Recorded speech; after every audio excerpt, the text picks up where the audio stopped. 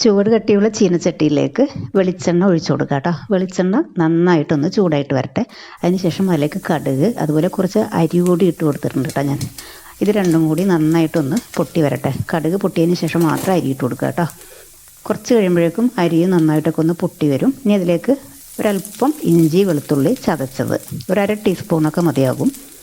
അതുകൂടി ചേർത്തിട്ട് ഇഞ്ചി വെളുത്തുള്ളി ഒന്ന് നന്നായിട്ട് വഴണ്ട് വരട്ടെ. അതൊന്ന് റെഡിയായി വരുമ്പോഴേക്കും സവാള ചേർത്ത് കൊടുക്കുക. സവാളയോ ചെറിയ ഉള്ളി ചതച്ചതാണെങ്കിൽ നല്ല ടേസ്റ്റ് ആയിരിക്കും കേട്ടോ. അതും കൂടി ഒന്ന് വഴണ്ട് വരുമ്പോഴേക്കും ഇതിലേക്ക് അര ടീസ്പൂൺ കുരുമുളക് പൊടിയും അതുപോലെ ഒരു ടീസ്പൂൺ ചതച്ച മുളക്. ചീരയിൽ മഞ്ഞൾപ്പൊടി ചേർത്തിട്ടുണ്ടെങ്കിൽ ഇത്തിരി കയ്പ്പ് വരും കേട്ടോ. അതുകൊണ്ട് മഞ്ഞൾപ്പൊടി ചേർക്കാതിരിക്കലാണ് നല്ലത്. ഇനി പൊടികളൊക്കെ നന്നായിട്ടൊന്ന് മൂത്ത് വരുമ്പോൾ നമ്മൾ ഇതുപോലെ വേവിച്ച് വെച്ചിരിക്കുന്ന ഇടിച്ചക്ക, അല്പം ഉപ്പ് ചേർത്തിട്ട് വേവിച്ച് വെച്ചിരിക്കുന്ന ഇടിച്ചക്കയാണ്.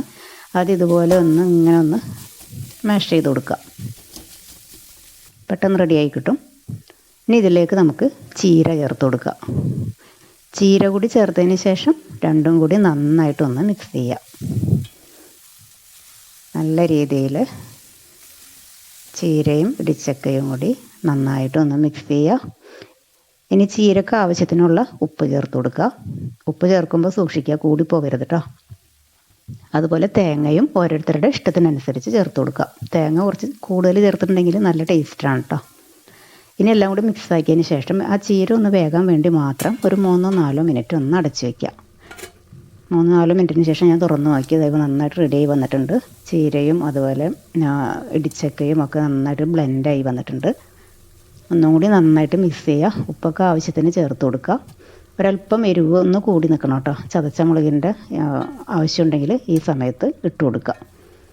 അതിപ്പോൾ റെഡി ആയിട്ടുണ്ട്. ഒരു ബൗളിലേക്ക് മാറ്റട്ടെ.